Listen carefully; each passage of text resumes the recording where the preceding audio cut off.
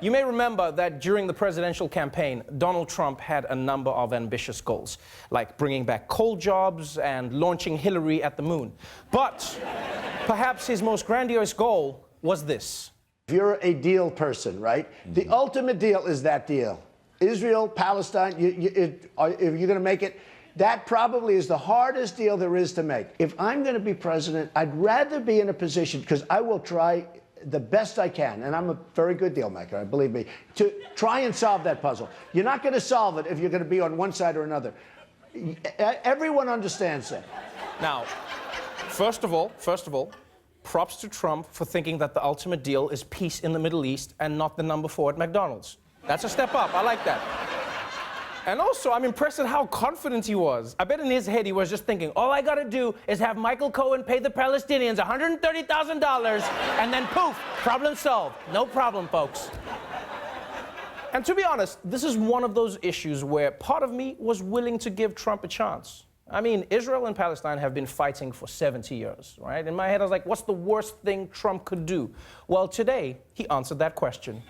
The Trump administration upending decades of established American policy, officially moving the U.S. Embassy in Israel from Tel Aviv to Jerusalem. That added fuel to the fire of weeks of Palestinian protests along the Gaza border. More than 50 Palestinians killed by the Israeli military, more than 2,000 injured.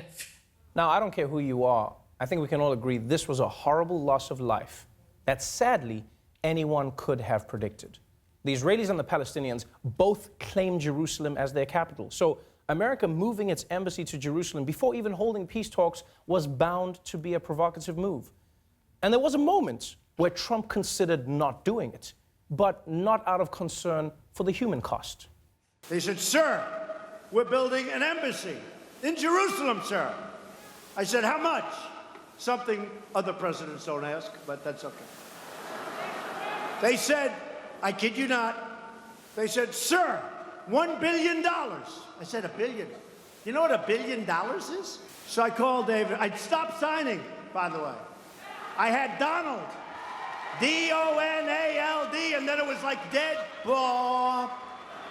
And then, all of a sudden, I stopped, never got to the T. And I started putting X's because I was afraid that somebody could say it was my signature.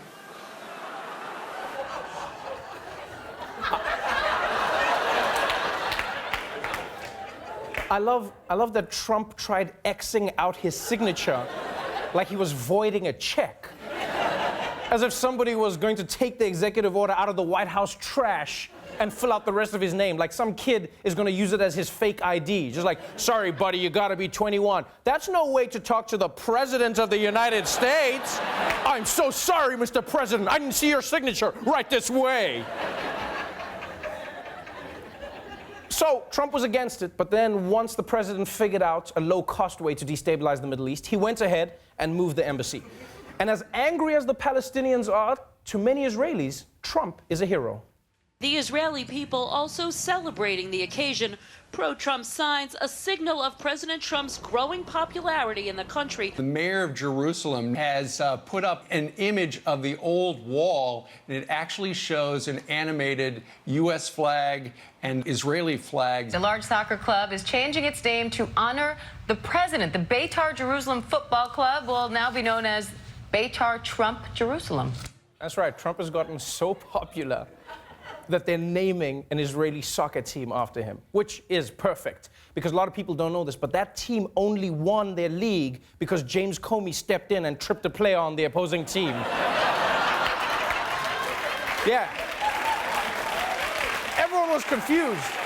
They were like, what is James Comey doing here? They're like, I don't know. Trevor needed him for the joke. And here's the thing. If Trump wants to take Israel's side, that's his prerogative. But at least be honest about it, right? Instead of stoking the flames, at the same time, you're saying this. Our greatest hope is for peace. The United States remains fully committed to facilitating a lasting peace agreement. If you're Palestinian, you probably think that statement is absolute bullshit. And I can understand why. Because essentially, although America says it's the referee, it's basically just shown up to game 2 in a Cavs jersey. It's like, yeah, I'm going to be totally fair, right, LeBron? Wink, wink.